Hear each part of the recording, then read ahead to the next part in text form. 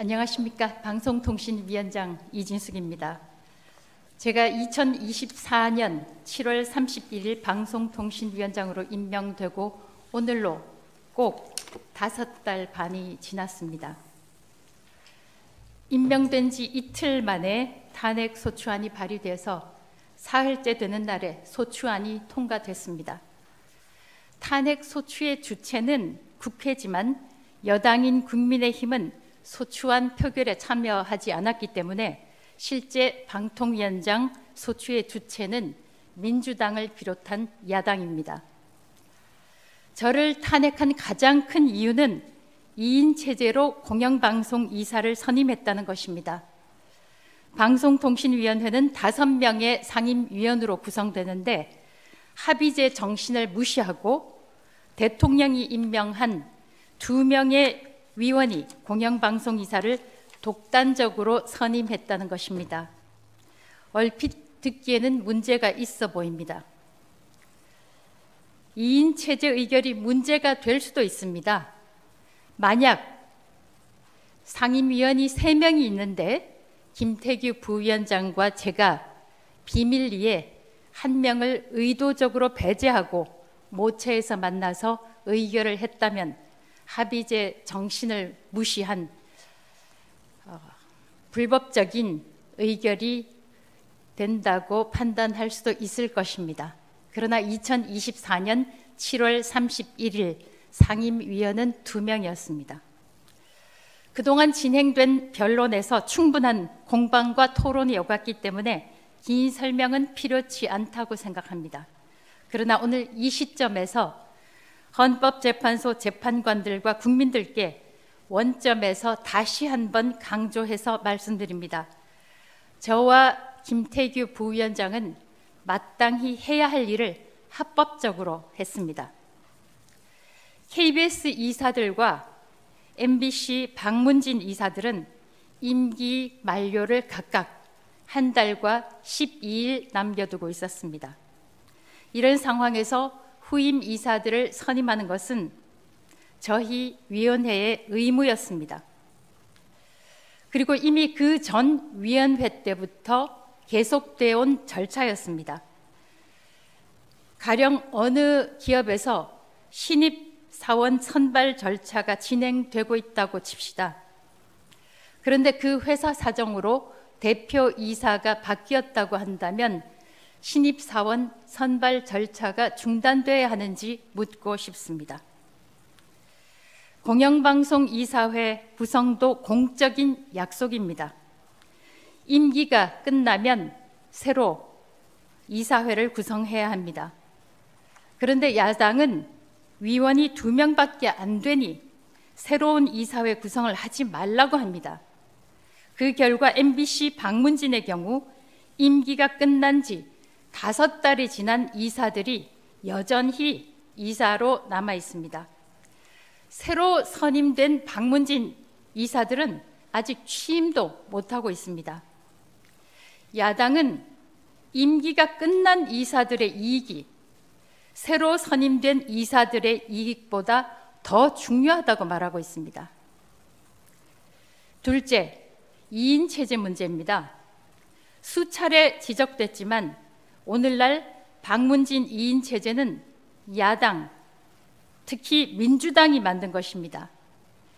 2023년 8월 이후 1년 반, 17개월이 지나도록 민주당은 방통위원 추천을 하지 않고 있습니다. 추천은 하지 않고 계속해서 2인 체제가 불법이라며 문제를 삼아왔습니다. 이런 사태 때문에 방송통신위원회법을 만든 분들이 의사 정족수를 따로 정하지 않고 의결 정족수만 2명으로 정했다는 것을 제 경험으로 알게 됐습니다. 국회에서 어깃장을 놓고 추천을 하지 않으면 대통령이 임명하는 2명만으로도 위원회가 최소한의 업무를 할 수 있도록 해야 한다는 것을 입법자들이 진작 알았지 않나 추정을 해봅니다. 방송사 재허가, 재승인의 문제, 해외 거대 기업들에 대한 과징금 문제 같은 이슈들을 해결할 수 있도록 말입니다. 현재 MBC와 KBS 등 주요 공영방송사 채널들이 무허가 방송을 하고 있고 수백억 원에 이르는 해외 기업들에 대한 과징금 부과도 하지 못하고 있습니다.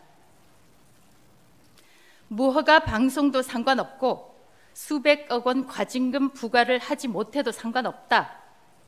특정 방송을 현재대로 유지하기만 하면 된다. 이것이 민주당이 원하는 것인지 묻고 싶습니다. 민주당은 계속해서 2인 체제가 불법적이라고만 주장했지만 방통위원 추천은 하지 않고 있습니다. 오히려 방통위원 수를 계속 줄이기만 했습니다. 이동관 위원장도 탄핵하려 했습니다. 김홍일 위원장도 탄핵하려 했습니다. 심지어 법까지 바꿔서 이상인 부위원장까지 탄핵하려 했습니다. 민주당 추천 방통위원을 보강해서 5인 체제를 만들려고 하는 대신 끊임없이 마이너스 방통위원회를 만들려고 했습니다. 완전체인 5인 체제는커녕 2인 체제도 모자라서 끊임없이 1인 체제를 만들려고 했고 그 결과 지금 방통위원회는 아무것도 하지 못하고 있는 1인 체제가 됐습니다.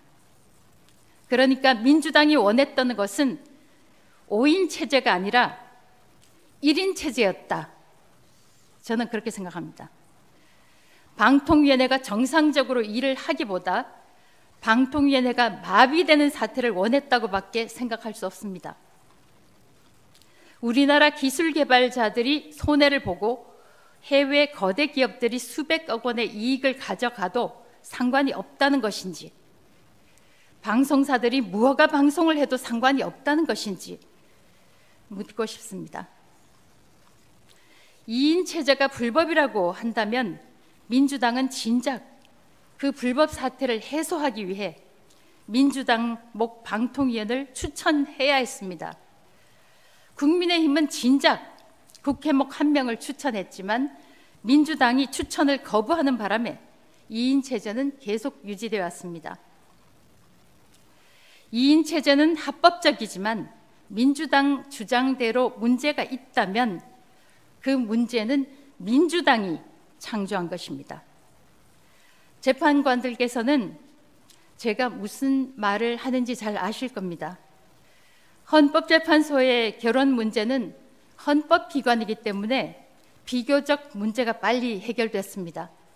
저는 결혼이 보강이 됐을 때 헌법재판관님들이 굉장히 개인적으로 부러웠습니다.